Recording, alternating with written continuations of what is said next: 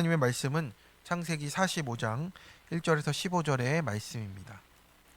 창세기 45장 1절에서 15절의 말씀 함께 합독하겠습니다. 요셉이 시종하는 자들 앞에서 그 정을 억제하지 못하여 소리질러 모든 사람을 자기에게서 물러가라 하고 그 형제들에게 자기를 알리니 그때 그와 함께한 다른 사람이 없었더라. 요셉이 큰 소리로 우니 애굽 사람에게 들리며 바로의 궁중에 들리더라. 요셉이 그 형들에게 이르되 나는 요셉이라 내 아버지께서 아직 살아계시니이까. 형들이 그 앞에서 놀라서 대답하지 못하더라. 요셉이 형들에게 이르되 내게로 가까이 오소서. 그들이 가까이 가니 이르되 나는 당신들의 아우 요셉이니 당신들이 애굽의 판자라. 당신들이 날 이곳에 팔았다고 해서 근심하지 마소서. 한탄하지 마소서. 하나님이 생명을 구원하시려고 나를 당신들보다 먼저 보내셨나이다. 이 땅에 2년 동안 흉년이 들었으나 아직 5년은 밭갈이도 못하고 추수도 못할지라. 하나님이 큰 구원으로 당신들의 생명을 보존하고 당신들의 후손을 세상에 두시려고 나를 당신들보다 먼저 보내셨나니 그런즉 나를 이리로 보낸 이든 당신들이 아니요 하나님이시라. 하나님이 나를 바로에게 아버지로 삼으시고 그 온 집의 주로 삼으시며 애굽 온 땅의 통치자로 삼으셨나이다. 당신들은 속히 아버지께로 올라가서 아뢰기를 아버지의 아들 요셉의 말에 하나님이 나를 애굽 전국의 주로 세우셨으니 지체 말고 내게로 내려오사 아버지의 아들들과 아버지의 손자들과 아버지의 양과 소와 모든 소유가 고센 땅에 머물며 나와 가깝게 하소서. 흉년이 아직 5해가 있으니 내가 거기서 아버지를 봉양하리이다. 아버지와 아버지의 가족과 아버지께 속한 모든 사람에게 부족함이 없도록 하겠나이다 하더라고 전하소서. 당신들의 눈과 내 아우 베냐민의 눈이 보는 바 당신들에게 이 말을 하는 것은 내 입이라. 당신들은 내가 애굽에서 누리는 영화와 당신들이 본 모든 것을 다 내 아버지께 아뢰고 속히 모시고 내려오소서 하며 자기 아우 베냐민의 목을 안고 우니 베냐민도 요셉의 목을 안고 우니라. 요셉이 또 형들과 입맞추며 안고 우니 형들이 그제서야 요셉과 말하니라. 아멘.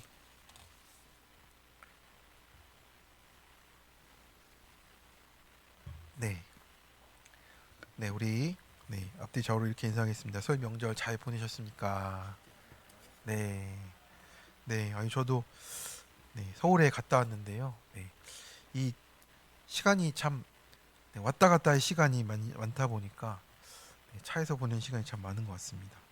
좀 무리가 됐는지 지금 아들이 39도여가지고 지금 좀 오늘까지 얼굴을 못 보였습니다. 아니, 다들 조심하시고 이게 요즘에 또 병원에 가보니까 독감이 많이 유행한다 합니다. 그래서 조심하시고 이 또 명절에도 건강을 잘 유의하시기를 또 부탁을 드립니다. 오늘의 설교는 의미의 부재, 충만한 해석이라는 내용의 말씀을 나누고자 합니다. 우리가 억울한 일을 당하면 본능적으로 이렇게 말을 합니다. 왜 나이냐고, 또 왜 내가 뭘 그렇게 잘못했는가 라고 하는 우리의 질문들이 이렇게 생겨납니다. 그렇게 질문을 던지며 우리가 필사적으로 내 삶의 의미를 찾으려 하는 것이죠. 그래서 인생에는 그 두 가지의 의미가 있다라고 이렇게 합니다. 첫 번째는 목적이고 두 번째는 중요성, 가치라는 것인데 내 삶이 무엇을 향해 가는지 그리고 내 존재가 정말 가치 있는 것인지를 우리가 그렇게 질문하며 확인을 하고 싶어 한다라는 거예요. 그래서 오늘날의 세상은 우리에게 인생에 정해진 의미는 없다. 내가 원하는 대로 의미를 지어내고 내가 저자가 되어서 내 인생의 가치를 스스로 증명하라, 결정하라 이런 메시지를 계속적으로 우리에게 주입시키고 있습니다. 하지만 성도 여러분 정말 그렇습니까? 정말 그렇지가 않습니다.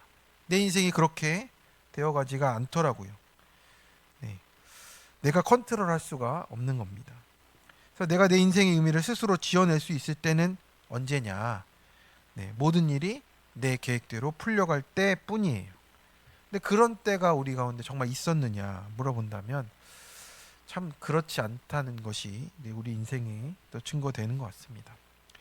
그런데 오늘의 본문 요셉처럼 보면요, 형들에게 팔리고 누명 쓰고 네, 감옥에 갇히는 내 계획 밖의 사건들이 터질 때, 그러니까 내가 통제할 수 없는 사건들이 내 불가항력적으로 다가올 때 내가 지어내고 내가 붙잡던 의미들은 이 모래성처럼 허무하게 무너지는 거잖아요. 그래서 내가 저자이기에, 내가 주인일 때는 억울한 페이지는 쓰지 않으려 합니다. 그렇기에 내 삶의 의미를 지어내며 살려는 그런 사람은요, 내 계획 밖에 다가오는 고난들 앞에서 절망하게 되어 있습니다. 그런데 오늘 성경이 보여주는 요셉은 어떻습니까? 지금 의미를 지어내는 사람이 아니고요, 하나님이 이미 그 인생 속에 두신 의미를 발견하는 사건을 맞이하고 있는 거예요. 성도 여러분, 하나님은 억울함을 통해서도요, 우리의 인생을 바꾸시는 분입니다. 우리는 좋은 일, 꽃길만 있어야 한다라고 생각하는 우리의 생각이 있습니다. 그런데 오늘 요셉은요, 자신의 평생 해석되지 않았던 일들, 그 억울함의 큰 사건 앞에 서 있습니다. 20여 년 만에 그 장본인들을 만났거든요. 그 대면하고 있는 그 장면입니다. 그리고 그 모든 일에 대한 결정권도 가지는 그 능력을 가진 채 만나고 있는 거예요. 우리는 이런 질문에 직면하게 되는 거죠. 하나님, 왜 이런 어려운 시간을 허락하십니까? 왜 억울한 시간을 허락하십니까? 라고 질문하게 되는 겁니다. 그래서 이 질문을 통해 내 삶의 진짜 의미를 묻는 겁니다. 아톰 가완디라는 의사가 쓴 책에 인간은 자아 너머에 큰 목적을 찾을 때만 비로소 활기를 얻는다라고 이렇게 말했어요. 그러니까 지금의 나는 우리가 만난 삶의 사건과 과정들을 통해서 여기까지 데려와진 거예요. 내가 주장해서 내가 이끌고 온 삶이라고 다 말할 수가 없습니다. 오늘 요셉이 이 기막힌 사건 앞에서 어떻게 내가 지어낸 복수가 아니라 발견된 구원을 선포를 하는지를 함께 살펴보려고 합니다. 첫 번째로, 가장 억울한 순간 속에서 나를 먼저 보내신 의미를 발견하게 하십니다. 네, 우리 1절의 말씀을 같이 한번 읽어보겠습니다. 요셉이 시종하는 자들 앞에서 그 정을 억제하지 못하여 소리질러 모든 사람을 자기에게서 물러가라 하고 그 형제들에게 자기를 알리니 그때 그와 함께한 다른 사람이 없었더라. 아멘. 그래서 요셉이 시종되는 모든 사람을 밖에 나가게 했습니다. 근데 그 정을 억제하지 못해서 크게 울고 있었죠. 그리고 형들에게 이렇게 말했습니다. 나는 요셉이라. 네, 이 한마디 안에 요셉이 지내왔던 20여 년간의 모든 세월이 다 들어있잖아요. 네, 형들에게 매맞고 웅덩이에 빠졌던 날, 또 하룻밤을 지나서 상인들에게 팔렸던 날, 또 하루하루 눈치 보면서 종살이했던 그런 날들, 또 억울하게 감옥에 갇혀가지고 내일이 어떻게 될지, 모레가 어떻게 될지 모르는 그런 걱정을 하며 살았던 그런 모든 날들과 시간들이 담겨 있습니다. 그 모든 시간을 지난 요셉이에요. 그래서 드디어 이제 요셉의 정체가 드러나는 시간이 됐죠. 이 장면은 어떻습니까? 권력과 결정권을 다 가지고 있어요. 이제 형들은 어떻겠습니까? 아니, 저 사람이 요셉이라니 하면서 벌벌 떨고 있는 거죠. 이 다음 순서가 어떻게 될지 머릿속으로 그림을 그리며 두려움으로 꽉 차 있었을 겁니다. 보통 같으면 이렇게 말하지 않겠습니까? 아주 잘 됐구나. 너희가 그때 나한테 어떻게 했는지를 다 기억하지? 라고 말을 하겠죠. 보통 사람 같으면. 아마도 자신이 지어온 이 복수의 시나리오를 실행할 것 같습니다. 그런데 그렇게 하는 것은 어떤 것입니까? 내 인생의 정의는 이것이다 라고 내가 의미를 부여하는 거잖아요. 내가 지어낸 의미 가운데 들어가는 겁니다. 그렇게 되면은 내가 스스로 억울한 피해자가 돼서 그 감옥에 갇혀서 살아가는 거예요. 내 삶을 그 사람들을 증오하는데 온 에너지를 다 쓰면서 살아가는 사람밖에 되지 않는 겁니다. 그런데 요셉은 어떻게 합니까? 복수하지 않습니다. 자신의 의미로 지어가지 않는 거예요. 우리 3절과 4절의 말씀을 같이 한번 읽어보겠습니다. 요셉이 그 형들에게 이르되 나는 요셉이라 내 아버지께서 아직 살아계시니이까. 형들이 그 앞에서 놀라서 대답하지 못하더라. 요셉이 형들에게 이르되 내게로 가까이 오소서. 그들이 가까이 가니 이르되 나는 당신들의 아우 요셉이니 당신들이 애굽에 판 자라. 아멘. 아버지의 안부를 묻습니다. 내가 이렇게 하겠다 소리치는 게 아니라 지금 아버지 안부부터 물어요. 가까이 와서 내가 요셉인 것도 확인하라고 물어봅니다. 형들의 생각과는 지금 다른 방향으로 전개가 되고 있습니다. 5절의 말씀입니다. 한번 같이 읽어보겠습니다. 시작. 당신들이 나를 이곳에 팔았다고 해서 근심하지 마소서. 한탄하지 마소서. 하나님이 생명을 구원하시려고 나를 당신들보다 먼저 보내셨나이다. 아멘. 정말 보통 사람이라면, 그냥 우리가 세상의 방법으로 생각하고 살았던 사람이라면 절대로 할 수 없는 말이 지금 나타나고 있는 겁니다. 이 상황 속에서 요셉은요, 자신의 가장 억울했던 순간들에 담긴 하나님의 뜻과 의미를 발견하고 있는 겁니다. 이 말은 구속사의 눈이 열렸다는 말과 동일한 거잖아요. 이것이 어떤 가족애로 우리가 남이 아니다 하면서 좋은 게 좋은 거지 이렇게 넘어가는 게 아니에요. 요셉은 지금 무엇이라고 했습니까? 하나님이 생명을 구원하시려고 나를 당신들보다 먼저 보내셨나이다예요. 그러니까 하나님이 이 모든 삶의 상황 가운데, 과정 가운데 하나님이 하신 일이 있다라는 것을 해석하기 시작한 겁니다. 하나님이 하신 일을 고백하는 거예요. 하나님이 내 삶에 하신 모든 일의 의미를 지금 깨닫고 발견하고 있는 겁니다. 구원하시려고인 거예요. 그 과정이 어떻습니까? 요셉은 형들의 죄를 없다거나 부정하진 않았습니다. 당신들이 나를 팔았으나라고 말합니다. 그런데 그것에 먼저 담겨 있는 뜻을 발견하는 거잖아요. 하나님이 앞서 나를 보내셨습니다. 구원 때문에 나를 먼저 보내신 것으로 해석하고 있는 거예요. 형들은 팔았다 생각하지만 요셉도 이전에는 내가 팔렸다고 여겼지만요, 이제 요셉은 하나님이 먼저 보내셨다라는 뜻을 발견했습니다. 그 안에서 이 모든 과정들이 해석되어 나가기 시작하는 겁니다. 사건은 같았는데요, 해석이 달라진 겁니다. 근데 어떤 권사님은 며느리에게 너무 서운했습니다. 내가 이렇게까지 해줬는데 네가 나를 무시하는 거냐. 속으로 수십 번 복수의 시나리오를 썼답니다. 근데 어느 날 큐티를 하다가 이런 마음이 들었답니다. 하나님이 나를 낮추시려고 며느리를 쓰시는 거구나.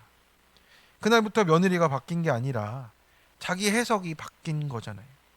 똑같은 사건인데 지금 해석이 바뀌는 인생이 되는 겁니다.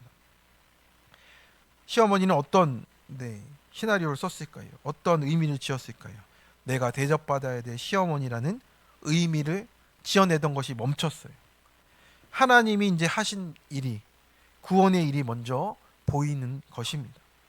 성도 여러분, 나는 지금 내 삶 속에 다가온 사건 속에서 어떻게 생각하고 지내십니까? 팔렸다라고 생각하고 살아가십니까? 여전히 나는 누구 때문에 팔렸다, 저 사람 때문에 내 인생이 꼬였다 라고 지어낸 해석에 갇혀있지 않냐고 묻는 겁니다. 직장에서의 억울함이 있어요. 가정에서의 오해가 있고요. 관계에서의 배신이 있고 선택에 따른 결과 때문에 우리가 당하는 일들이 있는 겁니다. 그런데 그 가운데 그것 때문에 내가 팔렸다라고 해석하며 살아가는 자리이지 않냐라고 묻는 겁니다.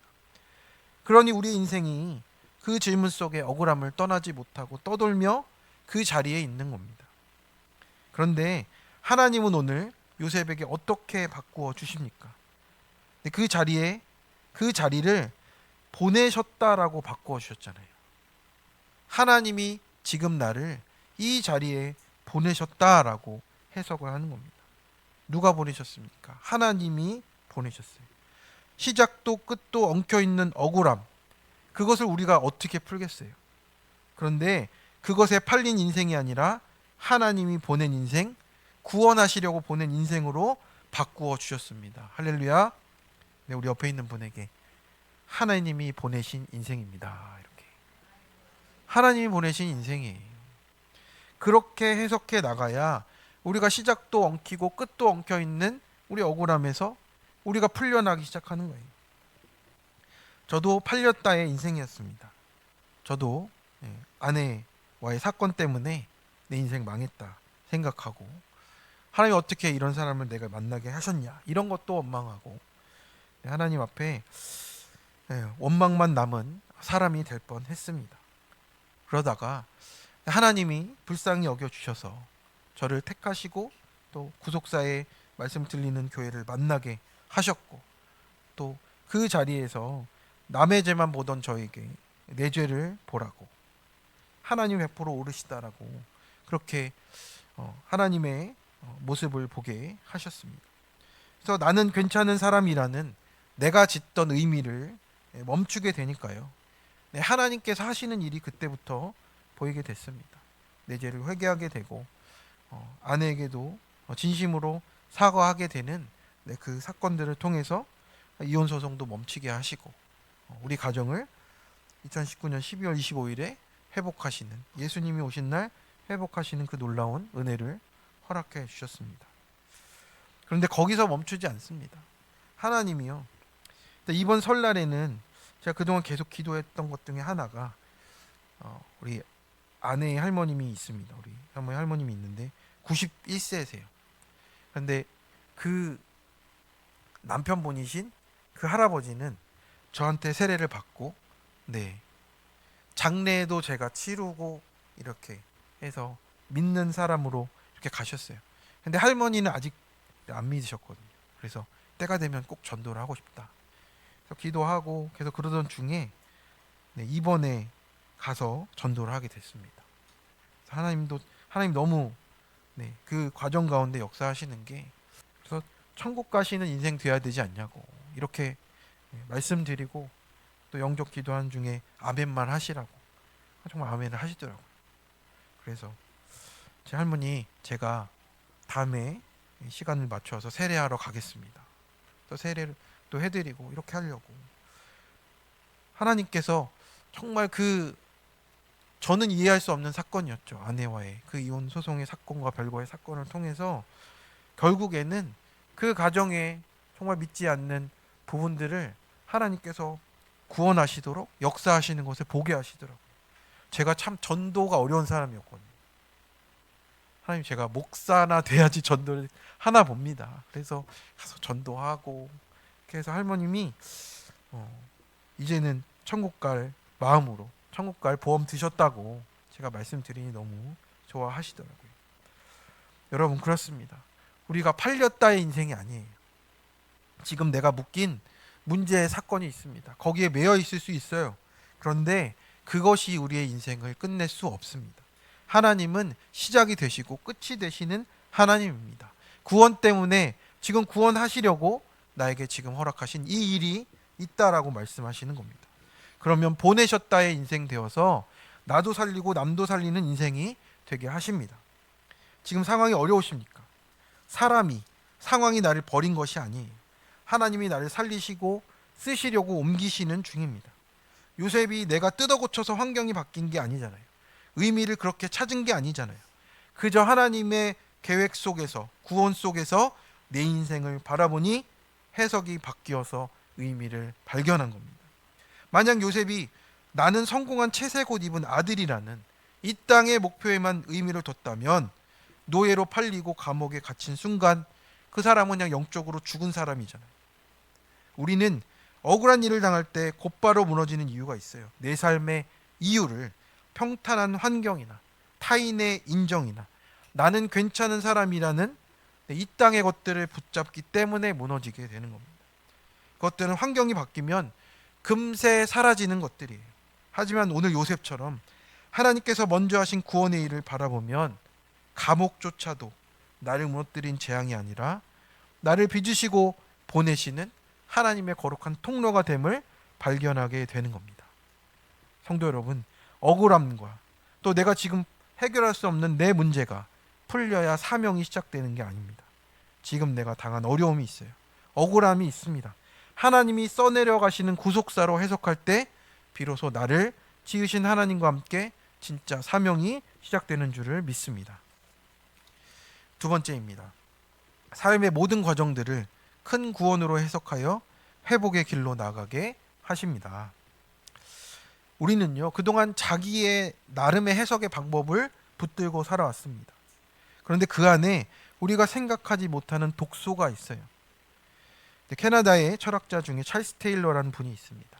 이분은 공동체 그 주의자인데 현대의 개인주의가 각자 자기 방식대로 자신의 삶의 의미를 지어내기 때문에 사회적인 연대도 무너지고 개인도 무너진다라고 이렇게 말을 했습니다. 내가 내 감정과 이익, 내 계획만 중요하게 여기면요, 나에게 상처 준 사람, 나에게 문제가 된 사람은요, 영원히 나에게 가해자로만 남는 거예요. 그러면 어떻게 되냐면 내 의미를 지키기 위해서 상대를 계속 나쁜 사람 만들어야 되는 거예요. 왜냐하면 내 의미를 거기서만 발견하니까. 그런데 성경에서 그렇게 말하지 않잖아요. 우리 7절의 말씀을 같이 한번 읽어보겠습니다. 하나님이 큰 구원으로 당신들의 생명을 보존하고 당신들의 후손을 세상에 두시려고 나를 당신들보다 먼저 보내셨나니. 아멘. 지금 요셉이 하고 있는 말이에요. 지금 말씀을 통해 보면 요셉은 어떻습니까? 자기 인생이 큰 구원으로 해석되는 놀라운 삶의 변화를 누리고 있어요. 형들에게 몰매 맞고 감옥에서 시간을 보내고 억울하게 당한 그 모든 일들, 이 모든 것들이 큰 구원의 통로가 되었어요. 큰 구원의 재료가 되었어요. 형들의 악행도 포함입니다. 하나님이 큰 구원으로 당신들의 생명을 보존하고라고 해석하며 구속사의 눈으로 바라보는 겁니다. 세상은 성공이나 건강, 좋은 인간관계에서 의미를 찾으라 하잖아요. 그런데 그런 것들은 고난이 오면 어디로 갔는지 찾아볼 수도 없습니다. 하지만 지금 요셉이 발견한 것은 무엇입니까? 고난이 닥칠수록, 해와 달과 별이 무너지는 사건이 올수록 그 의미가 더 견고해지는 거예요. 왜 그렇습니까? 우리 성도의 삶의 의미는, 택자의 삶의 의미는 이 세상에 넘어서 영원하신 하나님께로부터 우리에게 다가오는 구원이기 때문에 그렇습니다. 우리에게 해달별이 무너진 사건이 다가올 때가 있어요. 인생이 끝났다고 여겨지는 사건이 온다는 말입니다. 그런데 그 사건이 우리를 살리는 사건이 된다라는 것을 오늘 우리에게 말씀해 주고 있는 겁니다. 왜 그렇습니까? 그 문제 때문에 하나님을 저 멀리 두었던 내가 다시 하나님을 찾게 됐습니다. 말씀의 묵상이 시작되는 거예요. 가정이 예배를 드리게 되는 거예요. 남편과 아내와 더 기도하고 나누게 되는 거예요. 자녀의 믿음을 위해 더 기도하고 간절해지는 거예요. 이 모든 것이 바로 하나님의 큰 구원의 여정이 되는 것입니다. 그 시간들을 보내고 나면 어떻게 말하시겠습니까? 그때 그 사건이 없었다면 지금 주님이 주인 대신 우리 가정이 없었을 거라고, 그렇게 고백하게 되는 겁니다. 그때는 재앙이라고만 여겼는데 나중에 보니 구원이었던 거예요. 재앙으로 들어가지만 우리의 끝은 구원으로 나오는 거예요. 내 상처가 가문의 구원을 위해 쓰임받는다면 그것이 얼마나 은혜겠습니까? 고난이 없으면요, 해석이 안 생겨요. 해석이 없으면 구원을 누릴 수가 없습니다. 요셉은 단순히 가족이니까, 시간이 지났으니까, 내가 잘 되었으니까 용서한 것이 아닙니다. 요셉 자신의 인생을 하나님의 구원의 경륜 속에 넣었잖아요. 그러니 해석이 시작되고 죽음이 아니라 생명의 일이 나타나기 시작했습니다. 그래서 요셉의 입에서 어떤 구원의 고백이 나옵니까? 우리 8절의 말씀을 읽어보겠습니다. 그런즉 나를 이리로 보낸 이는 당신들이 아니요 하나님이시라. 하나님이 나를 바로에게 아버지로 삼으시고 그 온 집의 주로 삼으시며 애굽 온 땅의 통치자로 삼으셨나이다. 아멘. 나를 이리로 보낸 이는 당신들이 아니요 하나님이시라. 우리에게 이 고백의 전환이 없으면요, 우리는 계속 피해자로 살아가는 거예요. 그 전환으로 우리가 고백하게 될 때 우리 주어가 하나님으로 바뀌는 거잖아요. 그러나 이 고백이 나오기 시작하면 구원과 회복의 통로로 나를 사용해 주시기 시작하십니다. 14절과 15절의 말씀입니다. 우리 한번 같이 읽어보겠습니다. 자기 아우 베냐민의 목을 안고 우니 베냐민도 요셉의 목을 안고 우니라. 요셉이 또 형들과 입맞추며 안고 우니 형들이 그제서야 요셉과 말하니라. 아멘. 친동생 베냐민과 오는 것은 당연하잖아요. 근데 요셉이 자기를 팔아버린 나머지 10명의 형들과도 입을 맞추며 울었어요. 눈물이 달라졌습니다. 이전에는 억울함의 눈물이었죠. 근데 이제는 회복의 눈물이 되었습니다. 성도 여러분, 내가 내 삶을 지금 내게 다가온 이 모든 사건들을 구속사로 해석하지 않으면요, 내가 늘 피해자여서 상대는 계속 가해자고 내가 의미 있는 사람이 되기 위해서 자꾸 그 구조 속에 갇혀버립니다. 이제는 그 자리를 벗어나라고 하십니다. 지금 내가 있는 자리, 나를 이리로 보내신 분이 하나님이시라는 해석으로 나아갈 때라고 하십니다.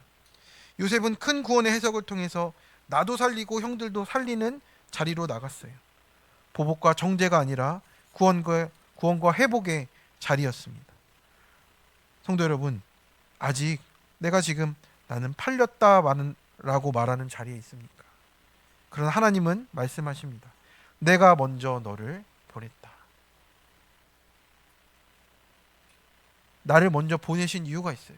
먼저 들리게 하신 이유는 먼저 듣는 사람이 살아나라고 하신 거예요. 억울한 그 자리, 열심히 달려왔지만 내 힘으로 안 되는 그 자리가 있습니다. 지금 눈물 흘리며 무너져 있는 그 자리가 있어요. 하나님은 지금 그 자리에서 내 인생을 큰 구원으로 엮어가고 계십니다.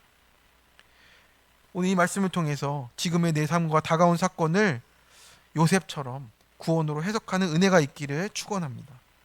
우린 더 이상 내가 의미를 짓는 게 아니라요, 로고스이신 예수님, 의미와 말씀 그 자체이신 예수님이 지금 친히 사건으로 내 삶에 찾아오셨음을 보시기를 축원합니다. 그 생명이 저 멀리 있지 않아요. 억울함을 사명으로, 상처를 구원으로, 눈물을 회복으로 바꾸시는 하나님의 큰 구원이 매일 우리가 큐티하는 자리, 매일 말씀으로 나를 만나주시는 자리에서 이루어지고 있습니다. 오늘은 사순절이 시작되는 제수요일이에요. 교회는 이날 머리에 재를 얹으면서 너는 흙이니 흙으로 돌아갈 것을 기억하라, 이 말씀을 묵상합니다. 이것은 단순히 우리의 유한함을 확인하라는 그런 뜻이 아니고, 내가 내 인생의 주인 되어 세워왔던 모든 교만과 내가 지어낸 의미들이 결국 재처럼 허무하게 사라진다는 것을 우리가 생각하고 묵상해 보는 날이에요. 이미 나를 위해, 우리를 위해 십자가 지신 예수님 안에서 모든 눈물과 억울함이 구원의 일로 바꿔지는 해석과 은혜가 임하기를 축원합니다. 그러므로 말미암아 나와 내 가족과 자녀, 공동체와 교회에 그 구원의 일이 넘쳐나서 이 모든 일이 강에서 바다로 나가는 것처럼 충만하게 넘쳐나기를, 우리 모든 성도님의 삶 가운데 넘쳐나시기를 간절히 축원합니다. 아멘. 네, 적용 질문입니다. 내 인생에 다가온 어려운 사건, 억울한 사건은 무엇입니까? 여전히 내 삶을 우연과 억울함에 팔린 인생으로 해석하십니까? 구원의 뜻 가운데 하나님이 보내신 인생으로 해석하시겠습니까?